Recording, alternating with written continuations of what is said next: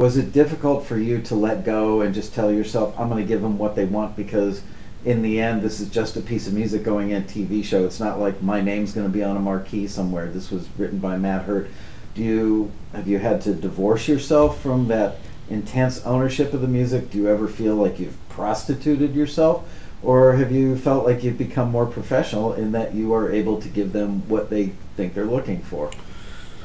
Well, I think actually I've been pretty lucky, because I really have never had to make major changes, I don't think, to anything that I've done. I mean, everything, it's you know, gives us a more definite ending. You know, it needs to slow down a little bit, or maybe cut that intro in half, or can you bring up the so-and-so, or those are the kinds of changes I get. And most of the time, they're actually improvements to the piece of music. Wow. So I have never really been in that situation, and I think this is actually a little bit of a bonus, or a little bit of an advantage of doing library music. In general, there are fewer people, fewer producers that need to all, you know, give their opinion, and as a result, it tends to be fairly easy if they hire you and have the confidence in you that you can do what they want. In general, if you get it, if you understand what it is about, what they want, and you're on the same page, you can, in generally, you can do without a lot of big notes. And this is in a big contrast to somebody who's an underscore composer who has to work with producers, directors, and satisfy. You know, I've when I was an engineer, I've seen you know, television shows where there were like 4 producers, and each of one couldn't stand the other one, and they would basically fight over the music by basically saying, well, no, it can't be like that, and then the other guy comes in, no, it can't be like that, and the poor composer's in the middle and can't do anything about it. So I think for somebody who doesn't want to, you know, change their music a whole lot, music library is actually, or library music is a lot better than if you were to have to be an underscore composer, because you usually have to change your stuff a lot less. What do you think a realistic target is for somebody who's pretty talented, has a pretty good work ethic? You know, is it feasible for them to crank out a few pieces a week that they could pitch at libraries, and hope that, you know, in the first year maybe they get 10 tracks picked up, and then the next year they get 20? I have a theory that people can pretty quickly, in a matter of a couple of years, build up to making an extra $5,000 a year with library music, and then start saving that $5,000 a year, put it in an S&P index fund. By the time they're ready to retire, they, you know, could literally, I've done the math on this, have $1 million. If you start when you're 30 years old and invest your money in an S&P index fund, just $5,000 a year at, I think, 8%, which is the average interest that an S&P index fund makes, they could build a retirement fund almost in their spare time if $5,000 was their annual financial goal. Am I nuts, or is that something that somebody could build up to in a few years? Yes, it's something you can build up to. There's a few things you need to keep in mind. I think the first and most important thing is something that I've learned being on both sides of this situation, is when you are a when you're a part-time musician, you have it a lot harder to compete with full-time musicians, because the full-time musicians are only doing music.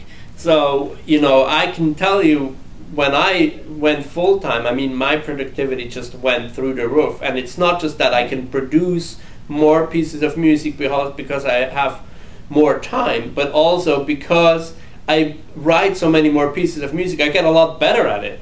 And so I get a lot faster. And so now I can write pieces of music a lot quicker than I could, you know, 6-7 years ago, when it would take me you know, a week to come up with a decent piece of music, and now it's, you know, I can maybe do one in a day or something like that, depending on how complicated it is. So it's important to realize that you should write whenever you can, because not only are you going to have a larger output, but you're actually going to get better, and that's going to make your output even bigger. So it's important to write whenever you can. And then the next thing is, I think what you learn quickly is that you learn how to write this type of music. You learn what works, and you won't have to write 100 pieces of music to get 10 accepted. You'll have a lot higher percentage. How do you learn? I mean, were you able to use the feedback from the TAXI screeners? Was that valuable? Yeah, absolutely. Yes, that's the first thing. You get the feedback from the TAXI screeners. This is going to get you to a really good level. Once you start to get regular forwards, every time you get a forward, that's a really, really good sign, because it means somebody who's a music professional thought that this music is really on the level. So once you get the forwards, it's going to take a lot of forwards to get the first deal, but then once you have the deal, you can leverage that relationship, you can make more relationships, and it's really very, very possible to do this. But I think you always learn if you're open to learning. You learn from the screeners, and even if you don't agree with the screener and you think, we had something on the forum today where somebody said, it's contradictory. Here he says this, and here he says in the same critique he says this. This doesn't even make any sense. Well, you can do that. You can say, well, it doesn't make any sense.